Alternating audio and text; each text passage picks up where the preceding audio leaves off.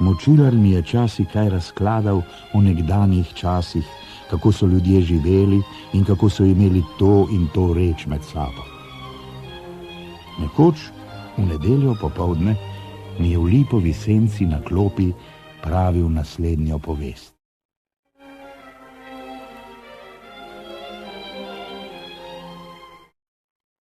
V notranjem stoji vas, vrh po imenu. V tej vasici je živel v starih časih Krpan, močan in silen človek. Bil je neki tolik, da ga ni kmalu takega. Dela mu ni bilo mar, ampak nosil je od morja na svoji kobilici angleško sol, kar je bilo pa že tistikrat ostro prepovedano. Pazili so ga mejači, da bi ga kje nehotoma zalezli. Poštenega boja z njim so se bali, ravno tako, kakor pozneje štempiharja. Krpan se je pa vedno umikal in gledal, da mu niso mogli do živega.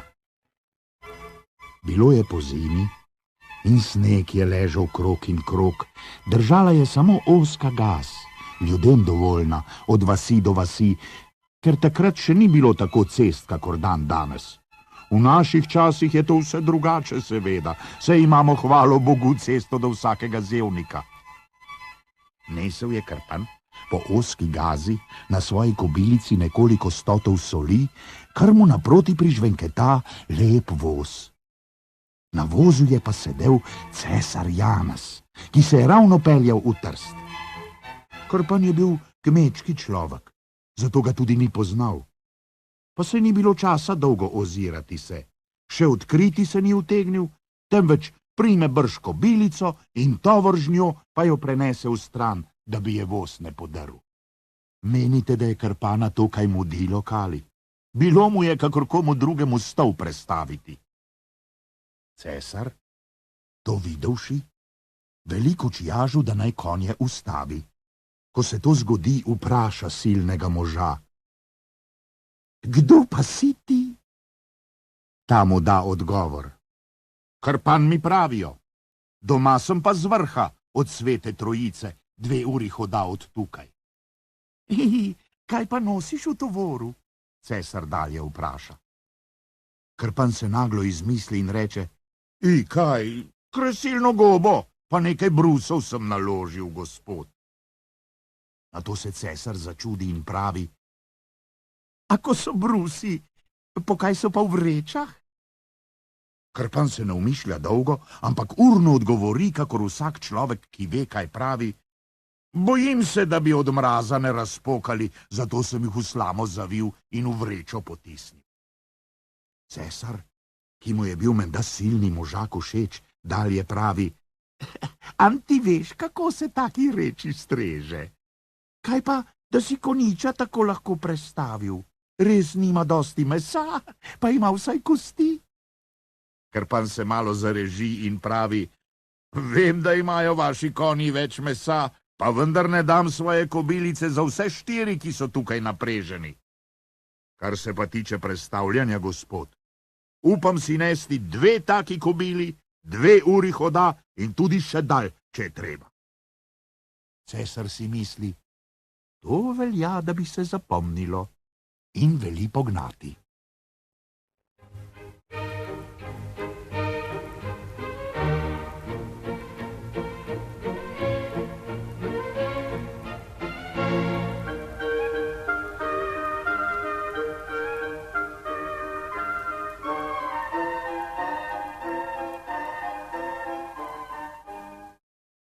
Minilo je potem leto in nekateri dan.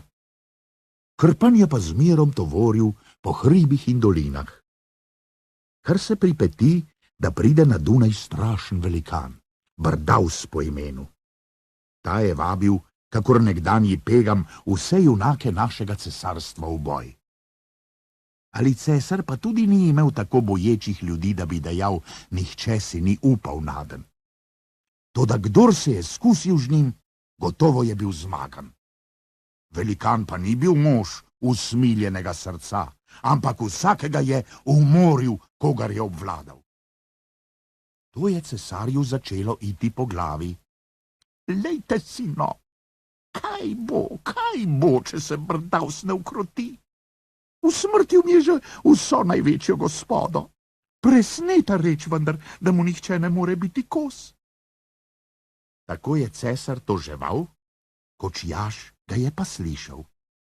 Pristopite daj z veliko ponižnostjo, kakor gre pred tolikim gospodom, in pravi: Cesarust, ali več ne morete pametovati, kaj se je godilo pred lansko zimo blizu Trsta?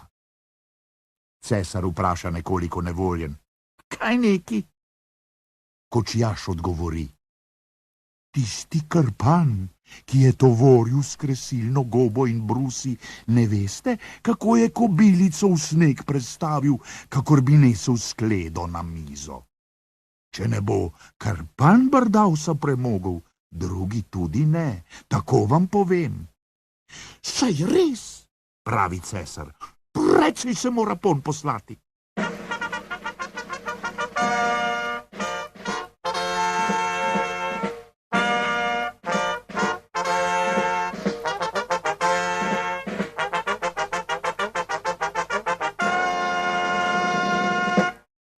Poslali so veliko, lepo kočijo po Krpana.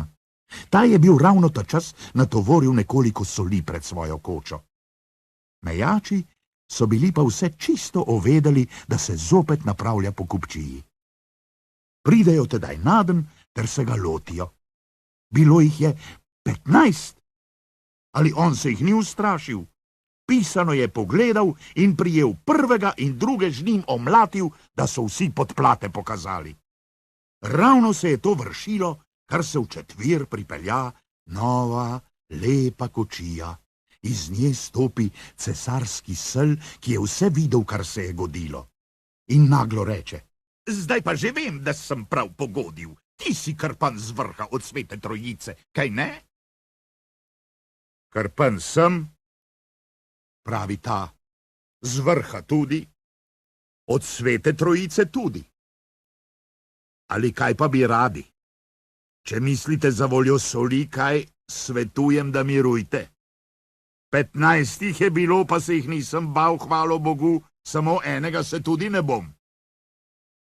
Sel pa, ki gotovo ni vedel, zakaj se meni od soli, reče na to: Le urno zapri kobilo v konjak, pa se hitro pražnje obleci, pojdeva na Dunaj, do cesarja.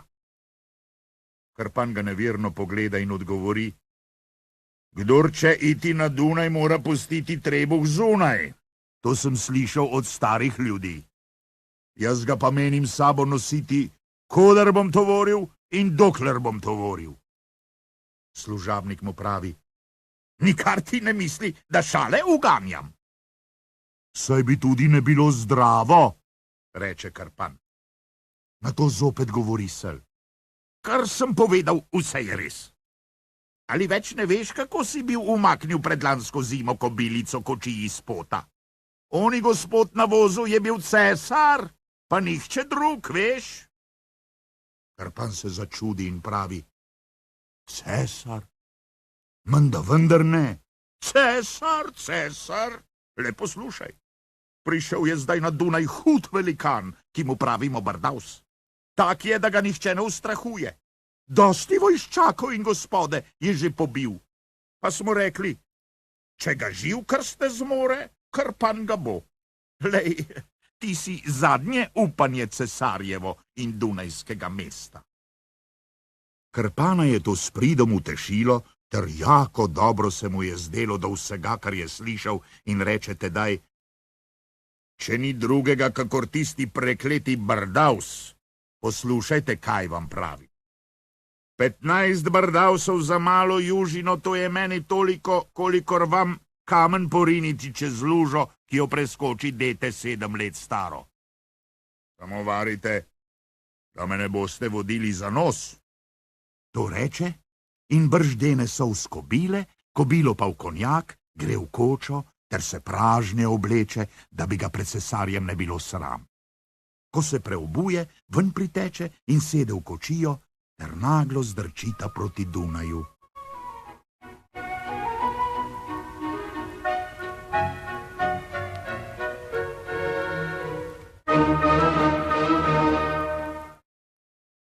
Ko prideta na Dunaj, bilo je vse mesto črno pregrnjeno. Ljudje so pa klavrno lazili kakor mravlje, kadar se jim zapali mravlišče. Krpan vpraša: kaj pa vam je, da vse žaluje? O, Bardaus, Bardaus, vpije malo in veliko možje in žene. Ravno danes je umoril cesarjevega sina, ki ga je globoko v srce pekla sramota, da bi ne imela krona junaka pod sabo, kateri bi se ne bal velikana. Šel se je z njim skusit, ali kaj pomaga, kakor drugim, tako njemu. Do zdaj se še nihče ni vrnil iz boja. Krpan veli urno pognati in tako prideta na cesarski dvor, ki pravijo, da je neki silo velik in jako lep. Tam stoji straža vedno pri vratih, noč in dan, v letu in zimi, naj bo še tako mraz. In brž je zavpila o Krpanovem prihodu, kakor imajo navado, kadar se pripelja kdo cesarske rodovine. Bilo je namreč naročeno že 14 dni, dan za dnevom, da naj se nikomur in nikoli ne oglasi, samo ta čas, kadar se bo pripeljal tak in tak človek. Tako so se veselili Krpana na Dunaj. Kaj bi se ga pa ne? Presneto jim je bila huda za nohti. Ko cesar sliši vpitje, precej ve, kdo je, in teče mu naproti, pa ga pelja v gornje hrame. Čudno lepo je tam, še lepše kakor v cerkvi. Krpan je kar zijal, ker se mu je vse tako grobo zdelo. Cesar ga vpraša: Krpan z vrha, ali me še poznaš? Kaj bi vas ne, odgovori on. Se ni več kot 2 leti, kar sva se videla. No, vi ste še zmerom lepo zdravi, kakor se na vašem licu vidi. Cesar pravi: kaj pomaga ljubo zdravje, ko pa drugo vse narobe gre? Saj si že slišal od velikana. Kaj deš ti, kaj bo iz tega, če se kako kaj ne preonegavi? Sina mi je ubil, lej. Krpan odgovori: koga bo drugega? Glavo mu bomo vzeli, pa je.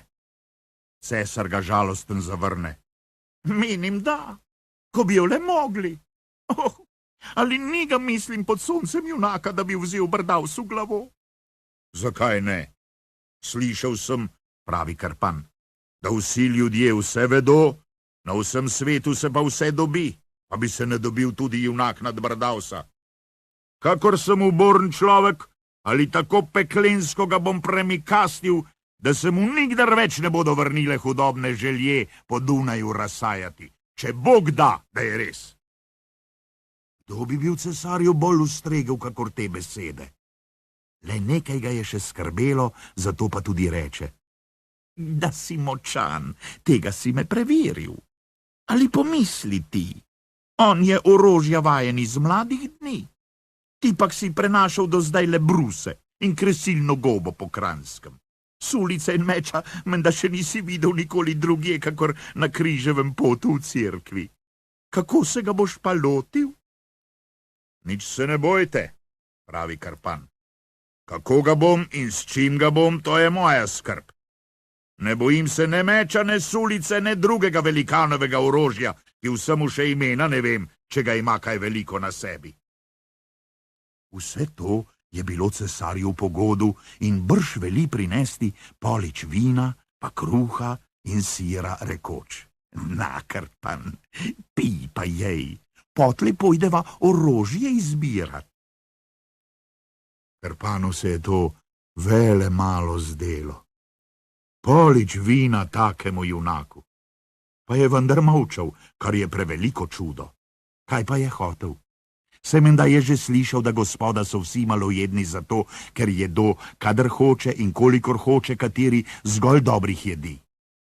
Ali kmečki človek, kakor je bil Krpan, ima drugo za bregom. On tedaj použije, ko bi kvišku pogledal, ter naglo vstane. Cesar je vse videl in ker je bil premeten mož, tudi precej spoznal, da takemu truplu se morajo večji deleži meriti. Zato so mu pa dajali od tega časa, dan na dan, dokler je bil na Dunaju, 2 krači, 2 četrti janca, 3 kopune in ker sredice ni jedel, skorje 4 belih pogač z maslom in jajci omešenih. Vino je imel pa na pravici, kolikor ga je mogel.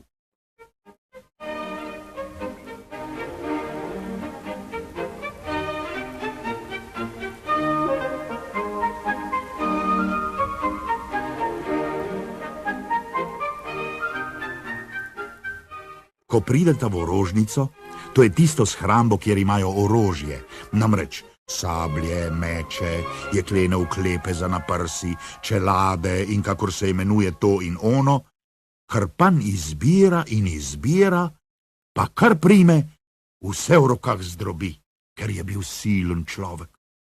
Cesarja skoraj obide zona, ko to vidi, vendar se stori srčnega in vpraša, no, boš kaj kmalu izbral? V čem si bom pa izbiral? Odgovori Krpan. To je sama igrača. To ni za velikana, ki se mu pravi Brdavs, pa tudi ne za mene, ki mi pravite Krpan. Kje imate kaj boljega? Cesar se čudi in pravi, če to ne bo zate, sam ne vem, kako bi. Večjega in boljega nimamo. Na to reče oni, veste kaj, pokažite mi, kje je katera kovačnica. Pelja ga hitro sam cesar v kovačnico, ki je bila tudi na dvoru, zakaj taki imajo vso pripravo, in tudi kovačnico, da je kladivo in nakovalo pri rokah, ako se konji zbosi, ali če je kaj drugega treba, da se podstavi ali prekuje. Krpan vzame kos železa in najteže kladivo, ki ga je kovač vselej z obema rokama vihtel. Njemu je pa v eni roki pelo, kakor bi koso klepal. Uj, ta sežgani, pravijo vsi, ko to vidijo. Še cesarju se je imenitno zdelo, da ima takega hrusta pri hiši. Krpan kuje in kuje, goni meh na vse kriplje, ter naredi veliko reč, ki ni bila nobenemu orožju podobna. Imela je največ enakosti z mesarico. Ko to izgotovi, gre na cesarski vrt in poseka mlado košato lipo iznad kamnite mize, kamor so hodili gospoda poleti hladice. Cesar, ki mu je bil zmerom za petami, brž priteče in zavpije, Krpan, in kaj pa to delaš, da te bes opali? Ne veš, da cesarica raje da vse konje od hiše, kakor to lipo od mize, pa si jo posekal, kaj bo pa zdaj? Krpan z vrha pa, ne da bi se bal, odgovori, kar je, to je. Zakaj pa mi niste druge pokazali, če se vam te tako smili? Kaj bo pa? Drevo je drevo. Jaz pa moram imeti les nalašč za svojo rabo, kakršnega v boju potrebujem. Cesar molči, ker vidi, da ne pomaga zvoniti, ko je toča že pobila, pa vendar ga je skrbelo, kako bi se izgovoril pred cesarico. Krpan tedaj naredi najprvo toporišče mesarici, potem pa obseka pol sežnja dolg, ter na enem koncu jako debel kij, pa gre pred cesarja. Orožje imam, ali konja nimam, saj menda se ne bova pešla sala. Cesar, za stran lipe še zmerom nekoliko nevšečen, pravi, pojdi, pa vzemi konja, katerega hočeš. Saj vem, da le široko ustiš. Kdaj bom jaz papež v Rimu? Takrat, kadar boš ti zmogel velikana. Če misliš, primi ga, pa mu odstrizi glavo, ako si zakaj, da bo imela moja država mir pred njim, ti pa veliko čast in slavo za njim. Krpan je bil malo srdit, pa vendar jezo pogoltne in reče, kar se tiče Brdavsa, to ni igrača, kakor bi kdo z grma zapodil vrabca, ki se boji vsakega odsepka in kamna. Koliko junakov pa imate, da bi si upali naden? Zapomnite si, cesarost. Kar sem obljubil, storil bom, čeprav od jeze popokajo vsi obrekovalci, ki me mrazijo pri vas. Da bi le vsi ljudje vselej držali se svojih besed tako, kakor se mislim jaz, ako me Bog ne udari, pa bi nihče ne vedel, kaj se pravi laž na zemlji. Toda svet je hudoben. ker ne pomisli, da je Bog velik, človek majhen. Zdaj pa pojdite. Greva, da konja izbereva. Nočem takega, ki bi pod mojo težo pred velikanom počenil na vse 4 noge, vam v sramoto, meni v sitnost. Dunajčani bi se smejali, vi pa bi rekli, poglejte ga, še konja mi je izpridil. Cesar je kar obsteklev, poslušaje modrost Martinovih ust. In potem gre z njim. Ko prideta v konjak, pa vpraša. Po čem boš pa konja poznal, je li dober ali ne? Krpan odgovori. Potem, da se mi ne bo dal za rep čez prak potegniti. Cesar pravi. Le skusi, ali da ravno si prekanjeni tat, storil mi dovolj sitnosti pred cesarico, svarim te, vari se, da te kateri ne ubije, konji so iskri.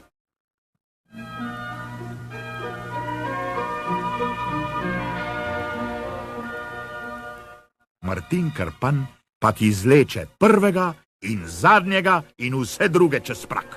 Še celo tistega, ki ga je sam cesar jahal samo 2-krat v letu, namreč o veliki noči pa v svetem telesu. To se je menda cesarju posebno pod nos pokadilo.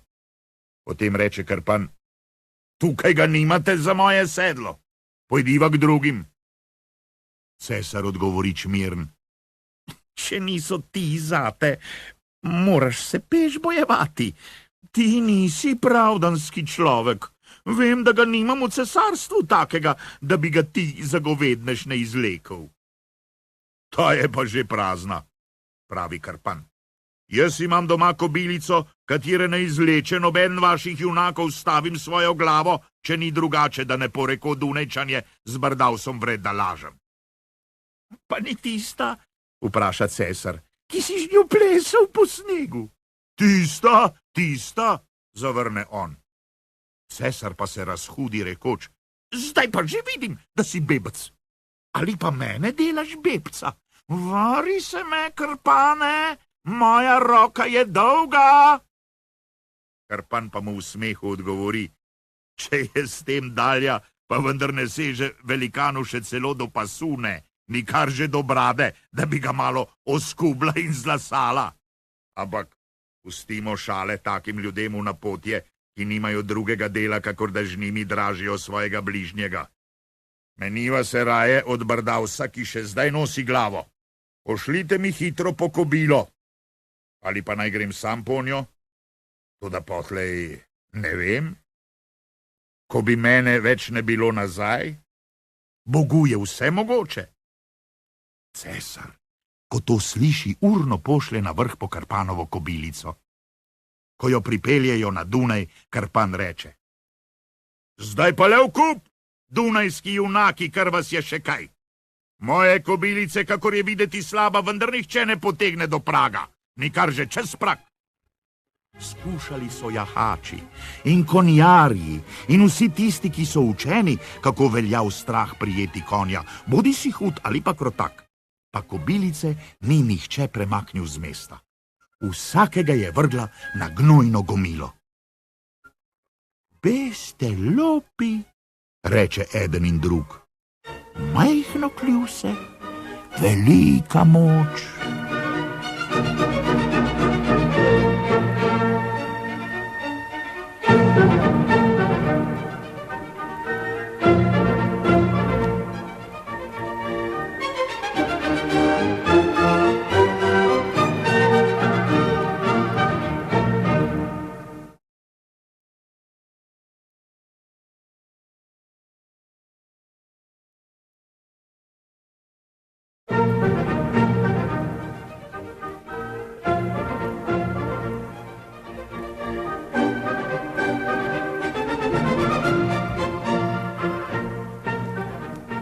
Prišel je čas boja z velikanom. Bilo je ravno svetega Erazma dan. Krpan vzame kij in mesarico, zasede kobilico, pa jezdi iz mesta na travnik, kjer se je Brdavs bojeval. Martina je bilo čudno gledati. Njegova kobilica je bila majhna, noge je imel velike, tako da so se skoraj po tleh za njim vlekle. Na glavi je pa nosil star klobuk širokih krajev, na sebi pa debelo suknjo iz domače volne. Vendar se nobenega ni bal. Celo sam cesar ga je rad poslušal, kadar je kakšno prav žaltavo razdrl. Ko ugleda Brdavs jezdeca, svojega sovražnika, začne s krohotom smejati se in reče: "Ja, ha, ha, ha, ha, ali je to tisti Karpan, ja, ha, ha, ha, ha, ki so ga poklicali nadme tako daleč tam z vrha od Svete Trojice? Ja, ha, ha, ha, mar bi bil raje ostal doma za pečjo, da bi ne cvelil svoje stare matere, ako jo še imaš, da bi ne žalil svoje žene, ako ti jo je Bog dal. Pojdi mi izpred oči, da te videl ne bom, ale naglo, dokler mi je srce še usmiljeno. Če me zgrabi jeza, ležal boš na zemlji krvav, kakor je sam cesarjev sin in 100 drugih." Karpan mu odgovori: "Če nisi z Bogom še spravljen, urno skleni, kar imaš. Moja misel ni dolgo čakati. Mudi se mi domov, za peč. Tvoje besede so mi obudile v srcu živo željo do svoje koče in do svoje peči. Ali poprej vendar ne pojdem, da tebi vzamem glavo? Pa ne zameri. To mi je naročil moj gospod, cesar. Jaz nisem vedel ne zate, ne za tvoje velikanstvo in za vse krvave poboje. Prijezdi bliže, da si podava roke. Nikoli si jih nisva poprej, nikoli si jih ne bova pozneje. Ali pravijo, da Bog nima rad, če pride kdo z jezo v srcu pred sodni stol?" Velikan se nekoliko začudi, ko to sliši, naglo prijezdi, ter mu poda svojo debelo roko. Karpan mu jo pa tako stisne, da precej kri za nohto udari. Brdavs malo zareži, pa vendar nič ne pravi, ampak misli si: "Ta je hud in močan. Pa kaj bo? Kmet je kmet. Se ne zna bojevati se, kakor gre junakom."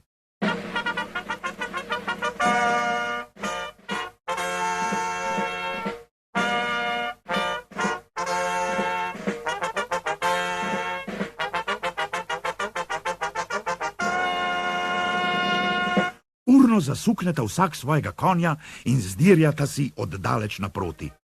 Brdavs visoko vzdigne meč, da bi že v prvem odsekal sovražniku glavo, ali ta mu urno podstavi svoj kij, da se meč globoko zadere v mehko lipovino in preden ga velikan more izdreti, odjaha Karpan z male kobilice, potegne Brdavsa na tla, pa ga položi, kakor bi otroka v zibel deval, ter mu stopi za vrat in reče: "No, zdaj pa le hitro izmoli eno očenašek ali dva in pa svojih grehov se malo pokesaj. Izpovedal se ne boš več. Nimam časa dolgo odlašati. Mudi se mi domov, za peč. Znaj, da komaj čakam, da bi zopet slišal zvon, ki poje na vrhu pri Sveti Trojici." To izreče, pa vzame počasi mesarico, ter mu odseka glavo in se vrne proti mestu.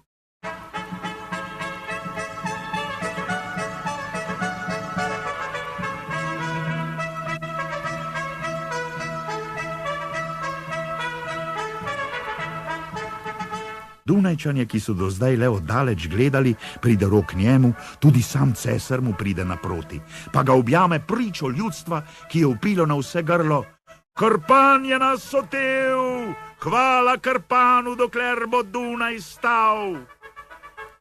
Karpanu se je to kaj dobro zdelo, da je dosegel toliko čast, in držal se je na svoji kobilici, kakor bi šel v gostje vabit.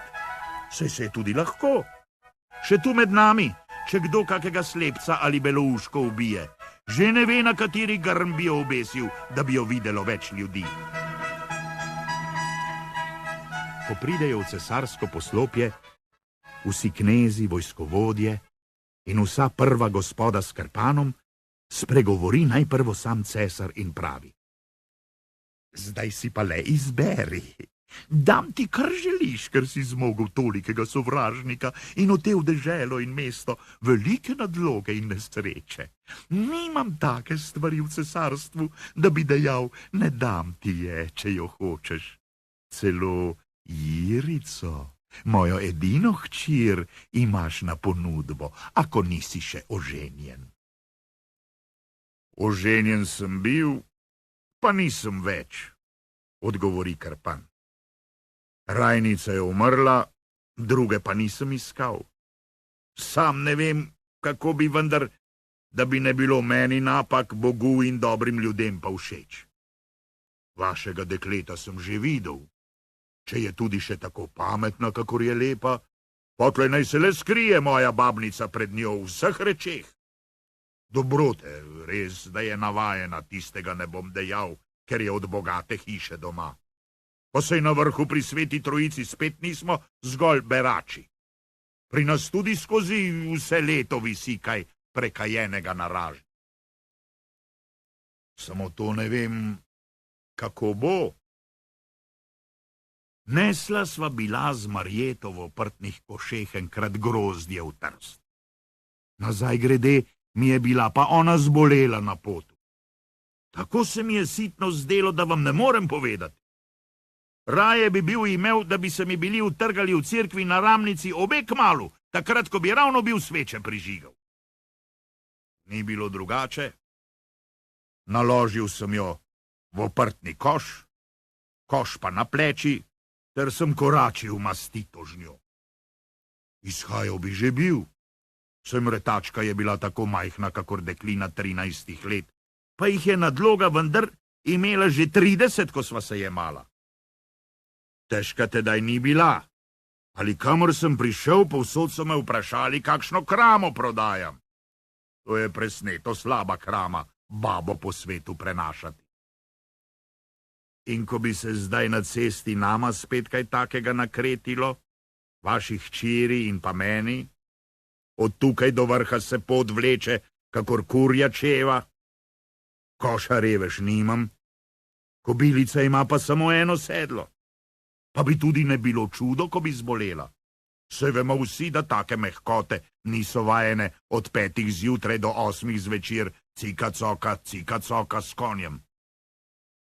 Če se to prav do dobrega vse premisli, menda bo najbolje, da vam ostane cesarična, meni pa vdovstvo, če ravno pravzaprav dosti ne maram zanj. Ali kar Bog da, tega se človek ne sme braniti.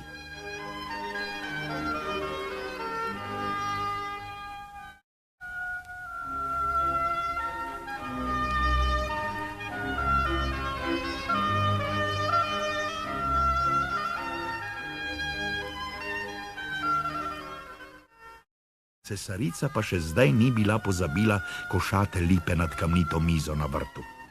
Zato je tudi ni bilo zraven. Poslušala pa je za vrati, kakor imajo ženske navado, ki bi rade vse izvedele. Ko sliši, da cesar ponuja Krpanu svojo hčer v zakon, pride tudi ona in pravi: Ne boš je imel, ne? Lipo si mi izpridil, hčere ti pa nadam. Ljubeznivi moj mož, menda da ti je kri v glavi zavrela, ne morem ti dobrega reči, da govoriš take besede, ki sam dobro veš, da so prazne, ena in druga. Pa tudi vas naj bo sram, vas, gospodje. Grdo je tako, da se mora kmet za vas bojevati. Še dan danes bi lipa lahko stala, pa tudi velikan več ne ime v glave, ko bi vi kaj veljali. Pa sej vem, ker so se obabili možje, je vsaka baba neumna, katera se umoži. Res je, Krpan, otev si cesarstvo in tudi Dunaj si otev, zato boš pa dobil vina sod, ki drži 50 malih veder, potem 105 pogač, 20 jancev in pa 48 krač ti bomo dali. Dobro me poslušaj. To moraš pa vse domu na Kranjsko spraviti, ako hočeš. Prodati pa ne smeš cepira, ne tukaj, ne na potu. Kadar boš na vrhu pri Sveti Trojici, potlej pa stori, kakor se ti zdi. In ker zdaj nimamo tukaj nobenega brdavsa več, menda ne bo napak, če osedlaš imenitno svojo kozico, ki praviš, da je kobilica, pa greš lepo počasi proti vrhu. Pozdravi mi tamkaj vse vrhovščake, posebno pa mater županjo.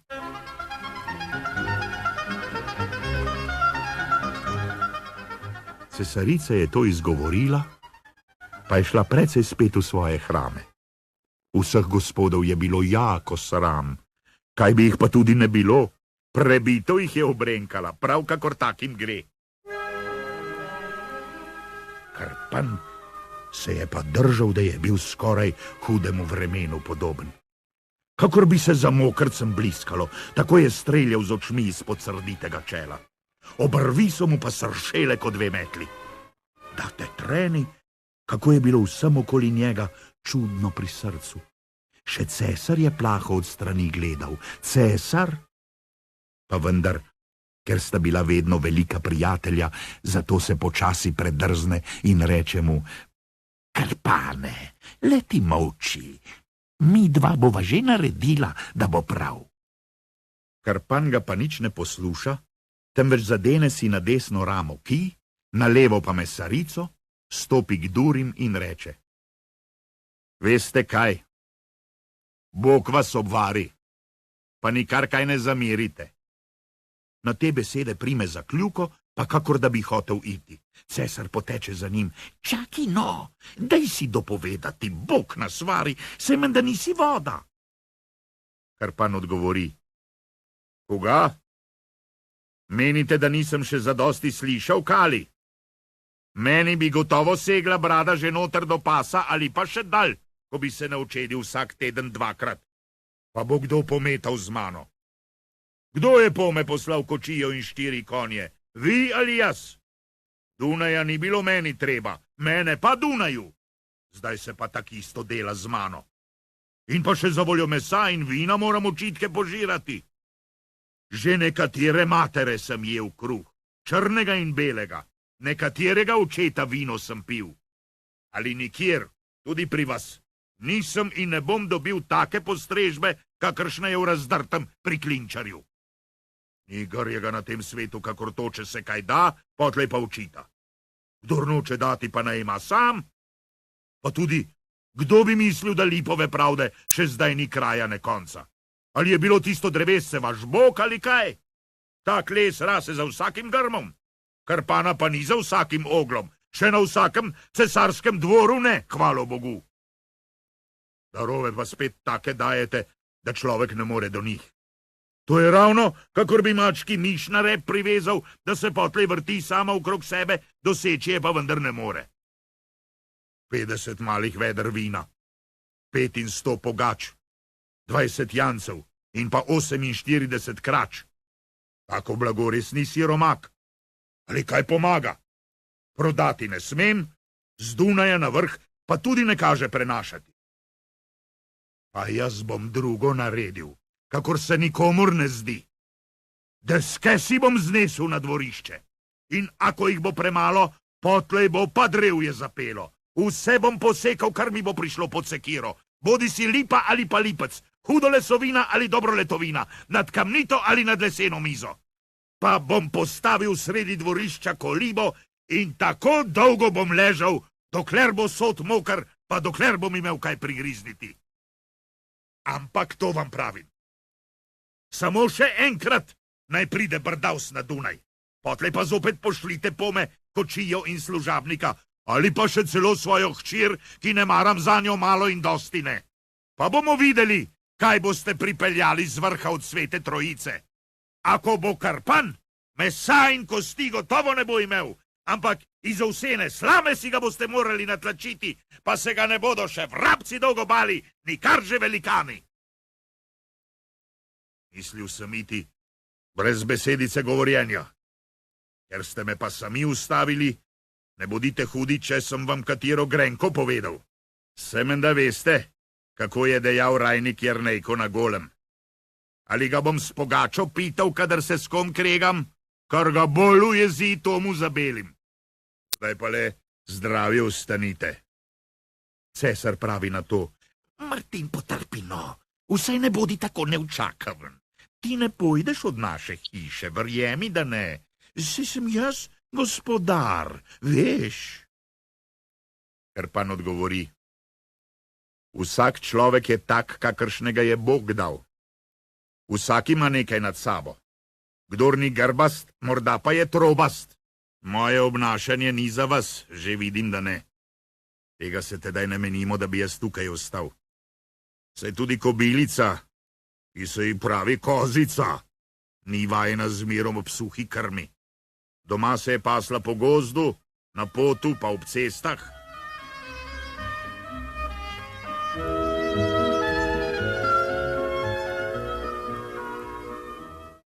Na to pristopi minister Gregor, ki je imel ključe od cesarske kase, ker taki imajo za vsako reč posebej služabnika. Minister se oglasi: Cesarost, veste kaj? Vaš norec Stehan je umrl. Včeraj smo imeli 8. dan za njim, Bog mu daj nebeško luč. Stehan in Krpan, to si je nekam jako podobno. Kaj menite? Morda bi le ta prevzel njegovo službo.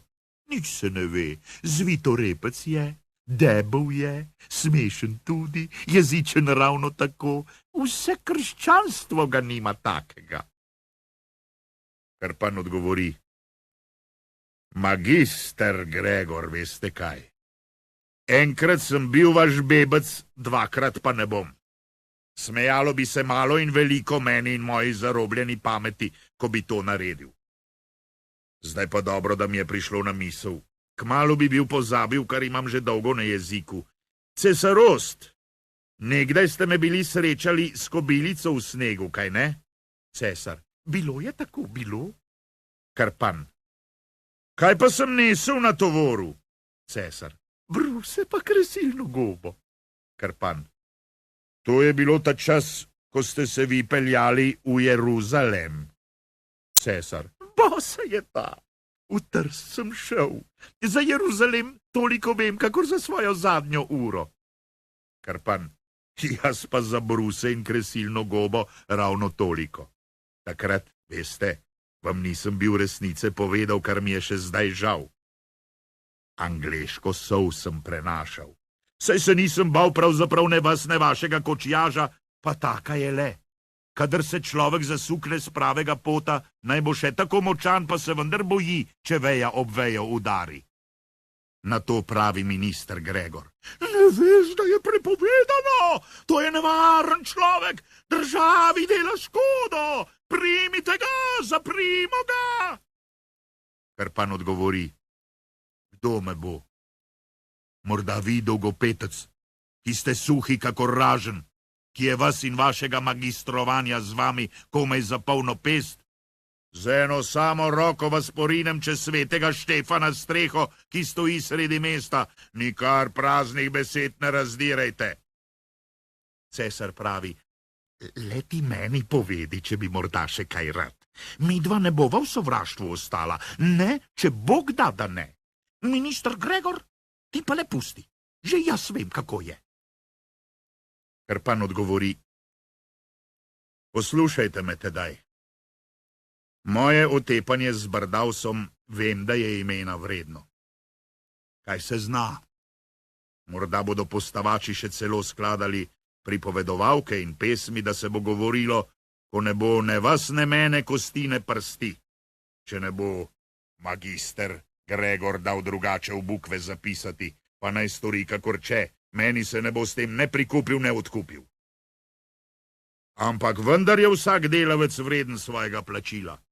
To sem v cerkvi slišal. Če je vaša draga volja, dajte mi tedaj pismo, ki bo veljavno pred vsako duhovsko in deželsko gosposko, pa tudi svoj pečat morate udariti, da bom brez skrbi nosil angleško sol po svetu. Če mi to daste, naj bom ves malopridnež, kolikor me je pod klobukom, ako vam bom kdaj kaj opotikal, dokler bom tovoril. Cesar je bil precej pri volji, minister Gregor pa nikakor ni pritegnil. Ali cesar ga ni poslušal, ampak šele dejal je: Gregor, vzemi pero pa zapiši, kakor je Martin rekel. Minister Gregor se je kislo držal, branil se pa le ni, kar so mu veleli, zakaj cesarja se vendar vsak boji.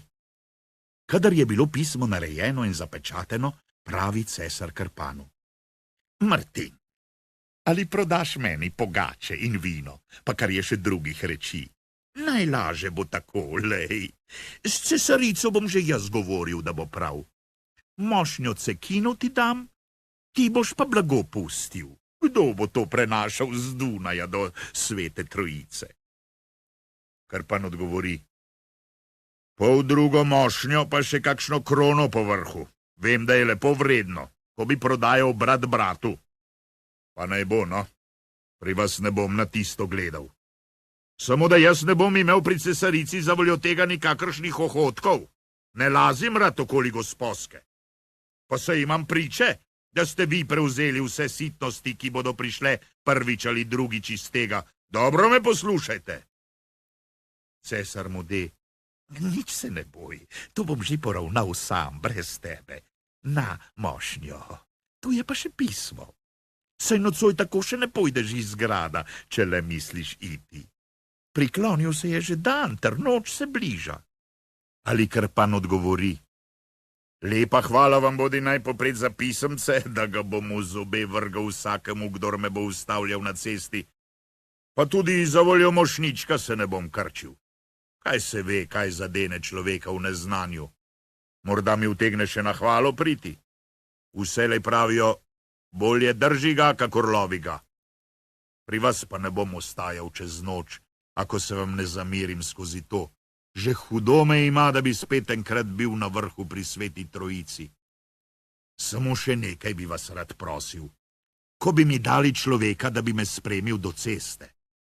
Mesto je veliko, hiš je, kolikor jih nisem še videl, kar se prenašam, ako ravno sem že na reki bil, tudi v Kopru, na Vrhniki in v Ljubljani. Ali tolikih ulic ni nikjer? S kočjažem sva se hitro vozila in toliko vem, kot sem prišel, kakor bi bil imel oči zavezane. Pa sem vendar gledal na levo in tudi na desno. Ali to ni dano vsakemu človeku, da bi vselej vedel, kje je? Cesar mu je obljubil svojega služabnika, potlej mu je roko podal, pa tudi Gregorju velel, da naj mu jo poda. Minister se ni branil, ali vendar je bil zavoljo pisma ves zelen od jeze.